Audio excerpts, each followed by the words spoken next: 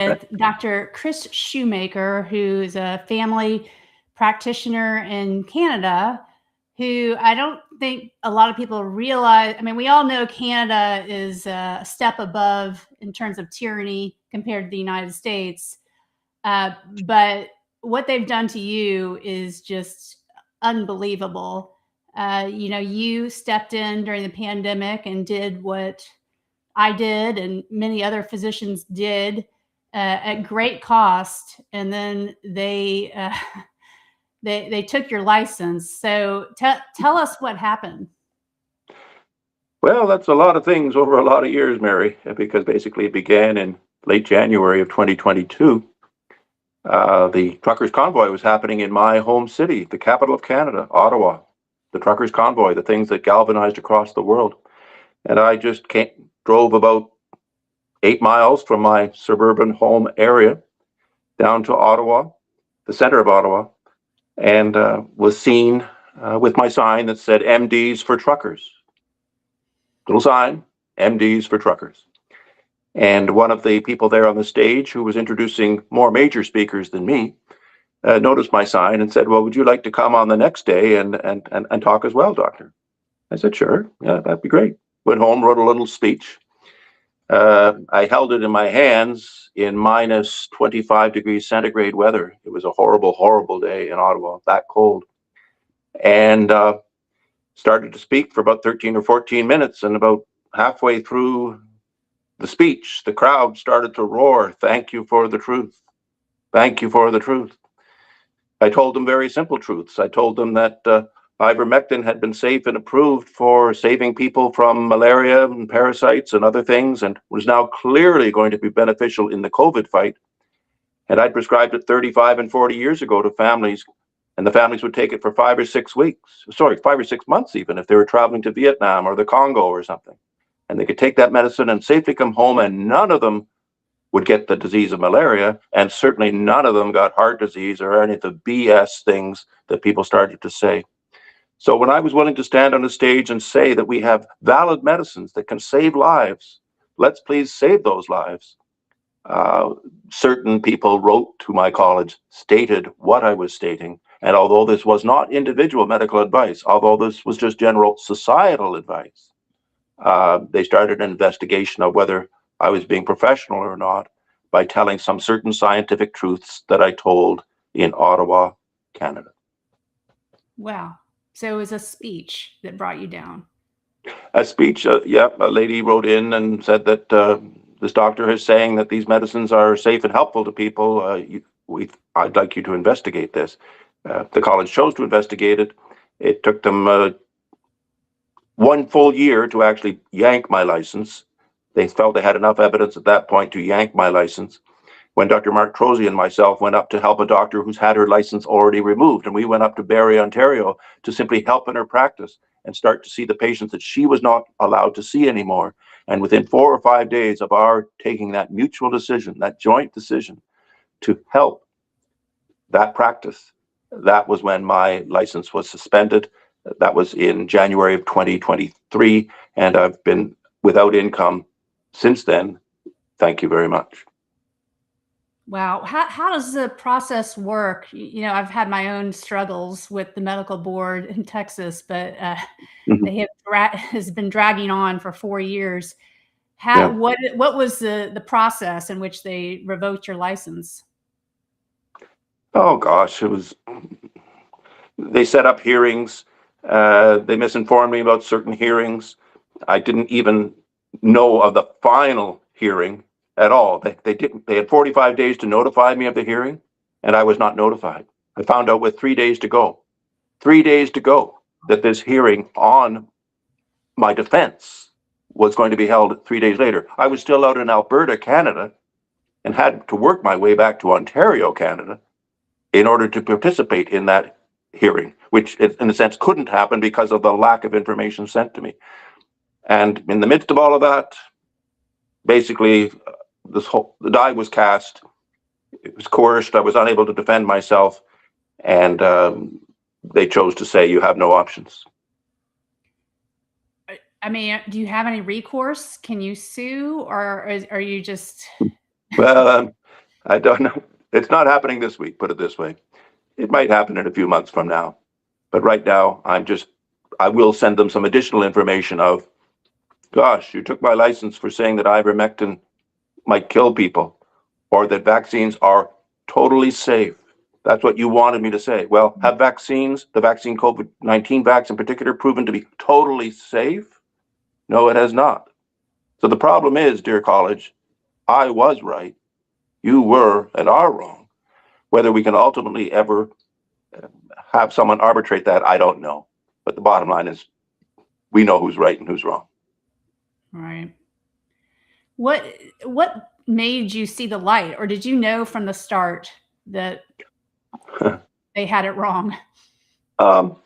Yeah, that's a very good question, and it could be asked of all of us. And some people, like Dr. Trolsey, knew, and right away in 3 months.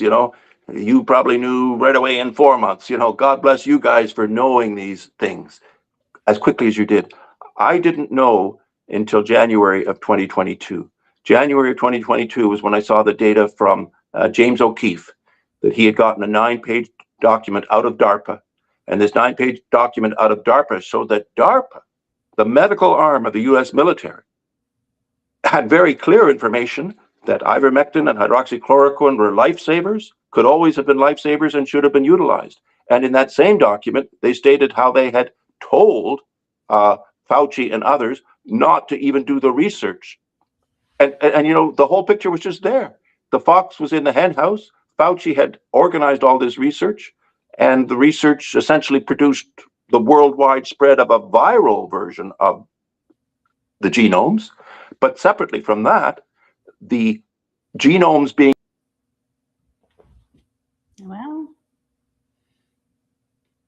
we just a 5-year period. So basically, when I learned that all of COVID was being worked on in the States, in North Carolina, from 2014 to 2019, all of the same genomes which were patented worldwide, as told to us by Dr. David Martin, USA. When I knew that, what was there to know except that this is all nefarious? And so that gave me the impetus to say what I've been saying on a simply political and truthful side. It didn't change what I did medically. I wasn't doing a lot of medical care of COVID patients. I did work in a COVID clinic, but the bottom line is this information from James O'Keefe, Dr. David Martin, and worldwide information about the source of COVID, which was never a wet market. It was always US labs and Chinese labs working together, and the person who pushed the buttons was one Anthony Fauci. And I'm curious because, there aren't very many of us in the United States. There must be fewer in Canada. What's the temperature like in Canada over this issue? Are you pretty isolated, or how are people thinking? Well, pretty isolated. I've got this olive branch of peace over my shoulder here, but it can only be peaceful if the people who knew what they knew in the earliest days will be honest about what they knew. Trudeau and his Privy Council and everybody in Canada who, of the political side, knew the early data out of Pfizer, knew the data of heart ailments showing up massively in the first 6 months of the Pfizer and other related vaccines being used. So here's the governments knowing and seeing this huge damage and telling us nothing about it. So is the temperature changed? Not appreciably, because it's not part of the regular conversation around people. People don't know. A lot of people don't know what you and I know, Mary. That's the sad truth. Are a lot of Canadians still getting the COVID shots? The numbers are certainly dropping way off. We're not down to the 4 and 5 and 6% range that I think the US is at. Maybe we might be at 15% of people who might be eligible that would take it, 1.5. It's certainly nowhere near the 85% level when we were led like sheep to the slaughter in the early 2020s. Does Canada allow exemptions for vaccines? With great difficulty. We don't have near the protection of individual rights that the US has. So if there is a mandate, it kind of sticks, and the mandate prevents the doctor, even if there's a massive allergy history that the person shouldn't get basically any vaccine, let alone the COVID-19 vaccine, that putting signature to paper is not allowed in Canada. Yeah. And can you get ivermectin in Canada? Oh, we can get it ivermectin through the various sources out of India and other places where it gets our way. But they stop it at the border, this and that. It's not easy, but there are lots of packages of it available. Thank goodness. People are helping themselves from the vaccine injuries because ivermectin is it's not wonderful for every kind of vaccine injury, but it's helpful for a lot of them, including the ones that you've spoken of in your posts, Dr. Mary. Yeah, it's proven in my experience to be the most effective tool we have, although it's still not, we still need more than just ivermectin. Oh, absolutely. Yeah. Yeah. Things that affect the overall oxygenation of the human blood and stuff like that, there are other agents, but they have to be handled a bit more carefully and in professional hands like your own. You brought to my attention some data out of Israel concerning the COVID shots. Do you want to talk about that? Well, it's very recent. It's really just came across my desk this morning. But Israel has apparently totally removed data from its own websites, although it's been found out by Steve Kirsch and others. But this original data back in early 2021 showed that on the day of vaccination, an Israeli teenager was 500 times more likely to die on the day of vaccination than he would on any other day of the month. 500 times. It should happen like 1 or 2 in a million, and it went to 1 in 900. 1 in 900 Israeli children on their day of vaccination was getting heart attack syndrome symptoms. To be 1 in 900 or 1 in 1,000 kids walking around the streets getting heart attack symptoms, that's just illogical. That's numerically inappropriate. Again, the numerically appropriate would be 1 in a million. Right. And so they had data that was showing them early on that the day of the jab, 1 in 900 kids was getting major heart attack-like symptoms. Not every one of them was dying, but they were certainly having a heart attack. So if you put an agent in your arm that makes you 1,000 times more likely to get an event, 1,000 times more likely to get that heart attack or heart attack-related syndrome, that's going to be chased down. That data is going to be chased down further by Steve Kirsch, and it's going to tie in with the things I already knew about the only double-blind random controlled study ever done. There was only one double-blind random controlled study done in the entire planet, and it was done in Britain, and it was done in 2021 to see if children were healthier and could be allowed to be given the jab. Would the jab help them? And they all expected it was going to show a nice 10% improvement if you got the jab. And they gave children 2 and 3 jabs during 2021. But this was a randomized controlled study. The people didn't know which child was which. They had to wait for the numbers to pop out. And in the end, they found out in February of 2022, when they opened all the envelopes, that a child who had received 2 or 3 standard jabs for the child, they were 82 times more likely to die than a non-vaccinated children.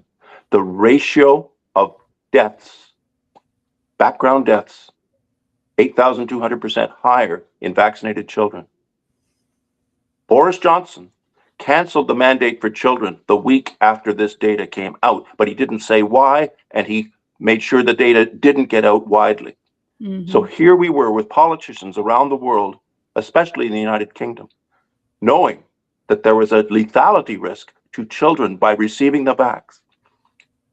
And because this data wasn't let out, that's why then it was allowed. Teachers unions and stuff were able to say, oh, we really should have it for our protection and for the children's protection too. For the children's protection, it wasn't for the children's protection. The children weren't going to die of COVID. They had a 0.00001% chance of dying of COVID, basically 0. And suddenly, by getting the jabs, they became 300 times more likely to die of COVID. Now, that was still a very small number, because 300 times a minuscule number is still a smallish number. but certainly you were being made 300 times more likely to die if you had received those 2 or 3 shots during the study. And the net result is what's called all-cause mortality. All-cause mortality was up 8,200%, 82-fold in the children who were vaccinated compared to the ones who were not. These are horrible numbers. They are true numbers, and they are the canary. That study out of the Office of National Statistics of Great Britain was the study that showed on a double-blind, random-controlled basis that these shots should never have been given to any child. In fact, were obviously so lethal that they should never be given to any person.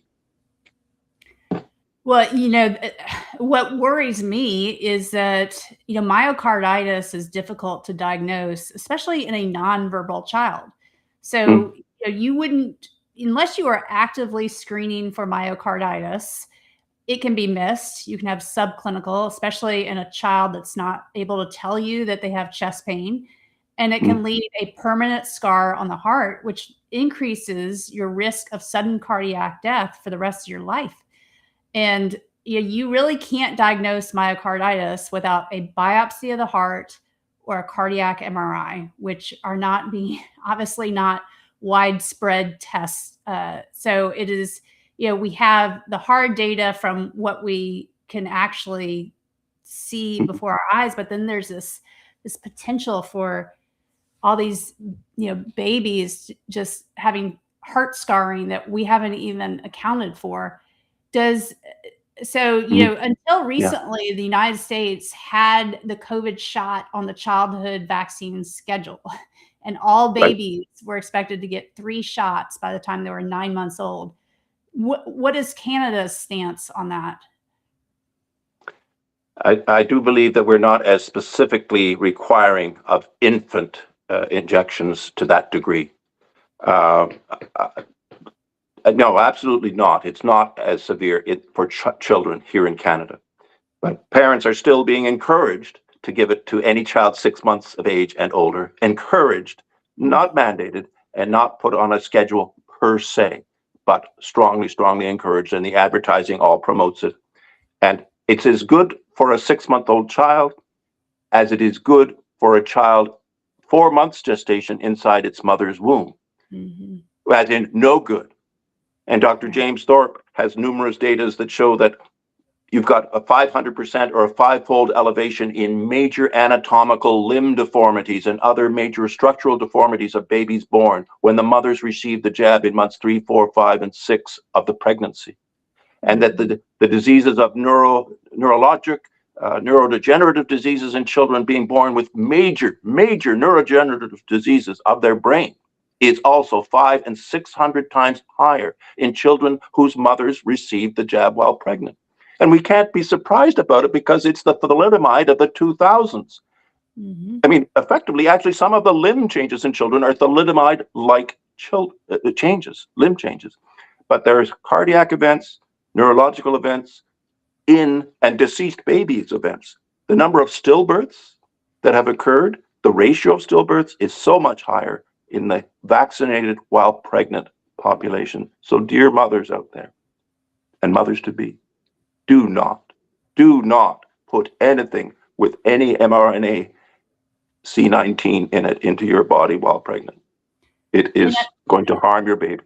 And as a family practitioner, I bet you have taken care of a lot of pregnant women, right? And delivered babies. And I've done those things a lot. It's been a number of years since I've done the hospitalist care and delivering of babies. But my practice in the last 10 years before COVID was actually helping the result of actually the over-vaccination syndromes in the world. As in, I had a practice in which I helped autistic children and people with Asperger's and people with ADHD, children with those ailments. I was doing psychological care of such children, and certainly became aware as I took the history of many of these children that, of course, well, I wouldn't be too surprised that 90% of them were vaccinated because that's the norm, right? But I'm not here to try to tie those points together today, Mary, to be honest. Well, let's just say that. When did you start practicing medicine? Well, don't fall over, but it was 1977. Well, but you have a wealth of knowledge. You've seen a lot. because we've seen this huge, we've just seen a transformation in our healthcare system. I mean, I finished my training. Well, I finished medical school in 1998, and even in Yep. that short time frame, it's been dramatically changed. And I mean, for you, I mean, can you comment on sort of the trajectory of healthcare since you started practicing, compared, you know, what it was then compared to what it is now? Sure. Well, again, I was only 23 when I graduated. I was a youngster kind of thing, got in real young and literally finished my medical school. I was 23 and 3/4 years of age. So I've still got some life in my bones even as we speak. But to contrast it, I would just say maybe what I said in a film once that Them Miller did of me, talking about that similar topic. And I would say that the major difference, and I noticed it when I was working in walk-in clinics in the last, say, 15 years ago, and seeing patients, and they were putting all this extra, computerized stuff in front of me. And I really noticed that, gosh, I'm hardly seeing the patient. I'm looking at the screen, I'm typing away, clicking away. Maybe at some point I get over there and examine the specific thing that they're concerned about. But the whole ergonomics was set up to look at the data, or look at the MRI results, or interact with the consultant, but less and less to interact with one's patient. And that's the main thing that I see that ergonomically has changed, as we are kind of slaves to the screen. It's not really ideal for the doctor-patient relationship. In fact, we had a joke. I remember the joke back when it was in medical school, and we would joke, "Hey, if all else fails, examine the patient." All right. Now, it was kind of a joke because it was obvious. You should always examine the patient. That should be the always for sure thing that you're doing along with everything else. But I guess maybe even back then we were forgetting that, and we sure ought not to forget it. And examine the patient means listen to the patient. You've got to have the time to listen to what's concerning them the most. Sure, you have to cut to the chase at a few points and get to the lab data and talk about those things, but for sure make a good 1/4 of your time with the patient be time where you're actually listening to what they're worried about. I could not agree more. I carry a clipboard. I do not Mhm. get near a computer in the exam room. And, as an ENT, especially, the physical exam is vital. Maybe, there are other specialties where it's not as important, but you have to look in the ears, you have to look in the nose, you look in the throat, you do an endoscopic exam of the larynx. So I am, yeah, it's bizarre to me how far away we've been removed from just the history and physical exam. And the other thing that sort of gnaws at me is that, there's this feeling that you can't treat somebody unless you have a lab test to confirm, or an imaging study to confirm that you can't. I see all these I saw that. I'm thinking of this one patient. It was a teenager that was he couldn't get out of bed for months. Like, he was a previously very active, and this was before COVID, previously active, very healthy kid. All of a sudden he's like bedridden. He doesn't have a fever and all that, but his muscles were just super weak. And, his mother took him to about 10 different specialists. They couldn't figure out the diagnosis. I'm like, well, let's just try a Medrol dose pack. Fine. A bad trial of a medicine that might have some effect. Yeah. But and we don't know what happened, but the doctors refused to empirically treat him, or just try something without getting some sort of diagnosis. But things like that. It's just like no common sense left. Complete reliance on a test to treat. And we're struggling with this with the vaccine injured, because there's not a good test. So they'll get the $1 million workup, they'll get imaging studies, they'll get 9 million labs, and there may be a few things here and there that are a little bit off, but you are basically diagnosing them clinically based on their history, and sometimes physical exam, but sometimes not even a physical exam. And all these patients are being told, well, there's nothing showing up on your test results, so there's nothing wrong with you. And then they're getting referred to a psychiatrist. But I don't know if you've seen that trend at all. Well, diagnoses are always difficult. Laboratory diagnoses are helpful and not always totally clear. But certainly, let's say the persons who are really, really disabled and myologically and neurologically disabled, there are often CD3 and CD4 cells where the total number is dropping into VAIDS type territory, where the immune system and the cells that are meant to help you are significantly diminished. Now, maybe that's not from their having been vaxxed, but one way or another, their immune system has been damaged horribly. And there are not perfect medicines to treat an immune system that has been damaged horribly. Were there perfect medications to help with the original AIDS? No, there were not perfect medications. There became better medications over time started to occur. Thank goodness. We weren't left with the original medications that were being recommended by Fauci that were useless for AIDS, his other huge failure in life.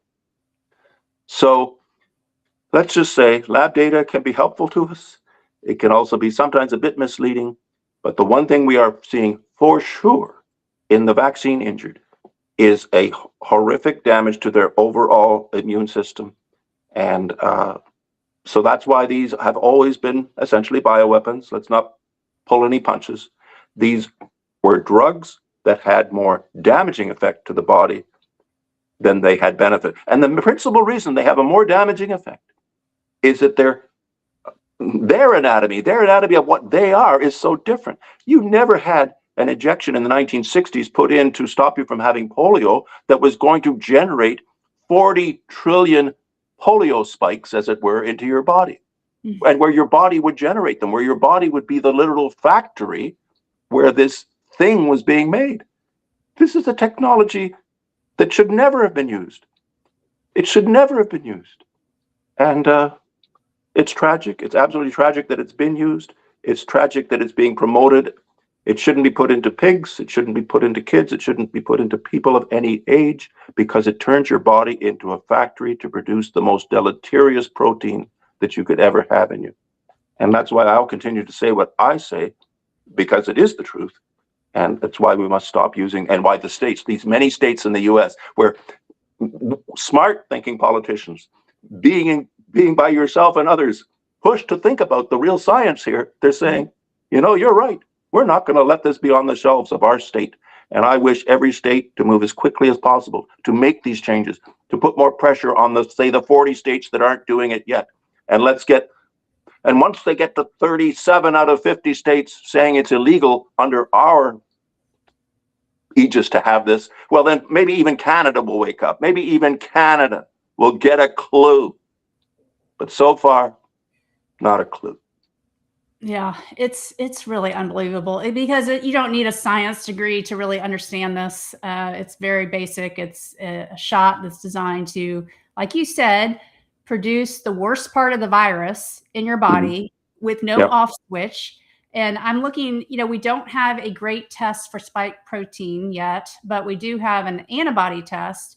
And what I am seeing is these patients 4 years, 5 years later with sky high antibody levels to spike protein. And there's a huge difference. It's 10 times higher in the people that got the shots versus the people that did not get the shots. And it does not add up. It does not make sense. So we just need to keep plugging away. Well, to the extent that it does make sense, is that, let's say you were exposed to true COVID, it was from 4 or 5 years ago, and it basically meant that, 1,000 little germs were running around in your body.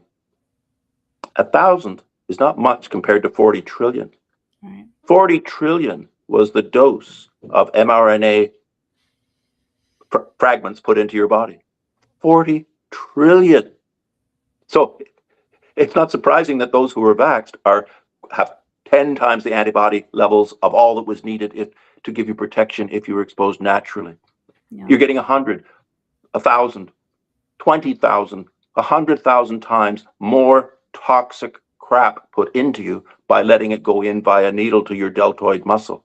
Yeah. And it's within 5 minutes of going into your deltoid muscle that ability to replicate is gotten to your brain, gotten to your spleen, gotten to your heart. And if it's replicating in your heart and giving the signal to the body, hey, it's as if it's not your heart. The body thinks you've had a heart transplant. That's why myocarditis happens. It's not germs going to harm you in the case of the vax.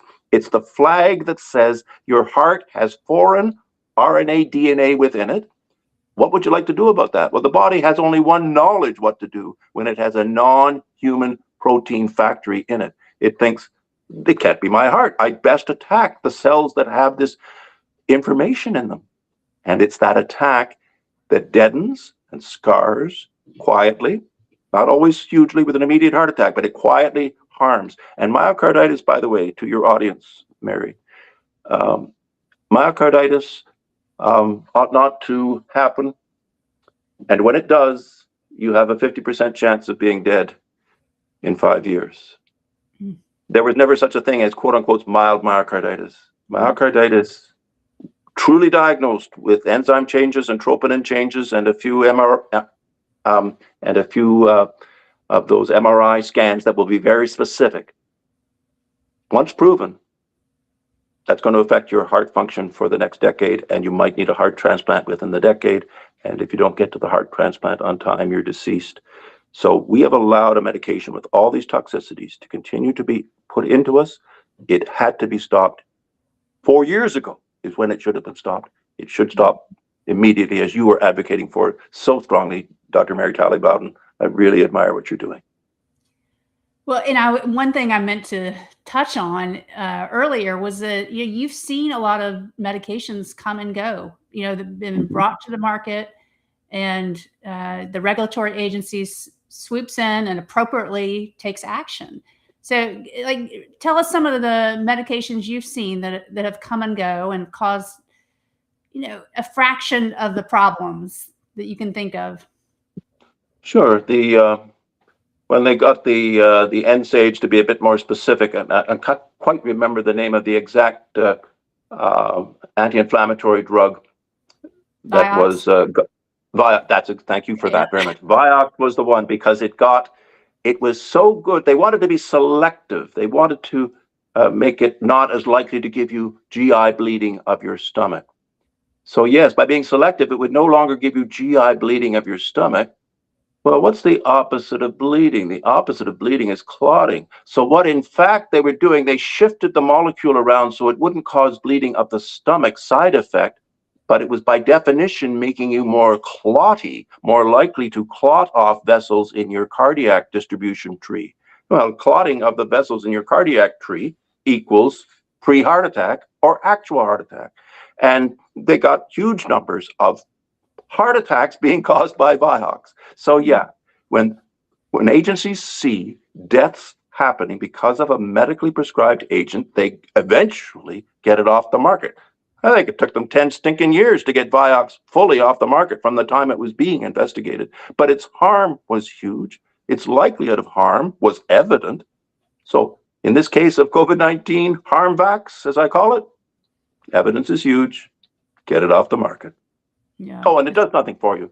Right. It makes you, the Cleveland Clinic study showed that if you got 4 or 5 shots, and this was the end of 2022, at the end of 2022, a lot of people had their 4th and 5th jab. Well, the people who were working at the Cleveland Clinic with 4 or 5 shots, there was a graph, and it showed that at the top of the graph, going way up like that, was the people who'd had 4 or 5 shots. They were way more off work. They were way more toxified with COVID. Their families were way more affected by COVID. The individuals who were working at the Cleveland Clinic system, 50,000 staff, there were some who had no vaxes. They were not as biased up at the Cleveland Clinic as they were at your hospital, Methodist. And they worked fine. Their chart was like this. They had no elevation, next to no elevation of illness in them from COVID because they had not taken the immune damaging COVID-19 jabs. So there you have it. Cleveland Clinic, one of the most respected large hospital systems in the United States of America, gave definitive proof in December of 2022 that the jabs create negative effect, negative efficacy, negative help, causing you to get more of the disease. So it's over. This is over in terms of proof, Mary. Let's hope we can finally get the rest of the world to wise up. Yeah. I mean, we have over 3,600 peer review published studies showing that the harms from the COVID shots. And, COVID, COVID is, I can't even remember the last time I treated a COVID patient at this point. It has Mm. evolved into a cold. It is giving these shots is just nothing but risk. There's no potential benefit to these shots. And even if you do get COVID and if you're high Yes. risk, we have adequate treatment. One thing, Yes. how was Canada with monoclonal antibodies? Because in the U.S. they were not controversial, and I found them to be very effective, very safe. And then the government took them away. So, what was it like in Canada? As usual, we're slow on the uptake to use it from the beginning. Pardon me for just getting rid of this stupid thing. I think we've a friend calling, that's all. You're talking about monoclonal antibodies. There was so little use of it in Canada. We were late to the game, and by the time we were late to the game, it was being pulled in the US side, and so basically patients got it extremely few circumstances here in Canada. Yeah. So I want to talk before we end about the movie, because I know you're friends with Sean Hartman, and tell us about the movie that just came out. Oh, well, thank you for that. Yeah, Father Dan Hartman and his dear deceased son, Sean Hartman. And Sean deceased 29 days after he got a single Pfizer jab. And the connection anatomically and medically, to me as an emerged physician for many years, if I saw a patient coming in with raccoon eyes who'd not been in trauma, he hadn't been traumatized, but he had deep brown circles, bleeding circles under his two eyes. And it was perhaps after a medication for some, I mean, I'd be very worried about that child. That's a strange thing to have tracking of blood from the base of the brain such that it could be showing up under the eyes when there's no history of trauma. And that's what Sean had. He had that 3 or 4 days after the jab. So he didn't die right away, but he had evidence of bleeding at the base of his brain when he was being examined in emergency. And they didn't do a troponin test. They didn't do a coagulation study. They didn't do anything. He had a strange shoulder pain that was happening, perhaps related to the cardiac things going on. He might have gotten some left shoulder pain because of that. He got minimal investigations. He got sent home with some anti-inflammatories for his discomfort in his shoulder. And slowly but surely, the damage that was going on in his adrenal glands, proven by proper studies, and they proved massive spike in his adrenal glands and evidence of scarring in his cardiac tissue as well, compatible with COVID-19 inflammatory effect. And he died 29 days after a single jab of Pfizer. And that's why his father, very appropriately, is suing Pfizer and is suing the government of Canada for lack of due diligence for protection of people who should never have been coerced into taking these jabs. And there are other dead children in Canada, just as there are many, many, many deceased children in the United States of America, because their hearts were turned into minefields. Their hearts were turned into tissue that waved a flag that says this is not a human heart anymore. What do you want to do about this? And just as a cardiac patient who was getting a heart transplant, if you weren't having all of your enzymes and all of your immune reactions dampened down, that heart would be blown out of your chest within 15 to 20 days, right? You have to knock down the immune system because the immune system will attack tissue that is not of you. And that's the classic thing, Mary. That's the thing that we can talk to everybody about on the street. Again, you don't need a medical degree to realize if you've got factories making proteins and spike that are not of you, your body will attack those cells. And if those cells are in your heart, you've got heart disease. If those cells are in your brain, you're having neurologic disease and road rage and a kind of personality change that you've never had before. And it's because there's a war going on in your brain where your own immune system is having to attack your brain. Why is it having to attack your brain? Because bureaucratic imbeciles have allowed us to have toxicities in our tissues that the body will not put up with. Bless us all. So well said, and shocking that this is continuing to go on. So what is the name of the document? Is it a documentary? And what's the name of it? I'm sorry, but getting away from that just a little bit.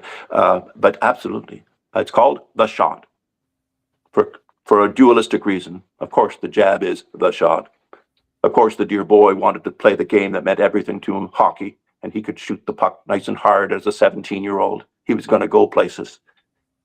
And so the hockey shot was removed from his life skills. His life was removed because of a tiny little milliliter of 40 trillion mRNAs put into his body. And the show is called The Shot. Look for it across Canada, in Alberta and Ontario over this next month. And I'm sure we will get it into some kind of US distribution. I have the privilege to be one of the speakers in the movie, along with Dr. McCullough and along with others who have, were out there to tell the truth. Sadly, about Sean. Yeah. Well, thank you so much, Chris. This is amazing, and I applaud you for standing your ground. I mean, you did so at great cost. You lost a license that you held for 50 years, almost 50 years. Would have been 50 by now. Yep. Yeah. It's unbelievable. It's just crazy what world we're living in. But thank you so much for speaking up and talking to me today, and I hope I can help get the movie into the U.S. I would love to help with that. Good. Well, that's wonderful, Mary, and it's a better world that I can get to know you in this world, Mary. So you keep doing what you're doing and humming down there. It's fantastic. Maybe we'll get a chance to travel down for a conference, see each other sometime. I would love that. Okay. Thanks so much. Bye for now.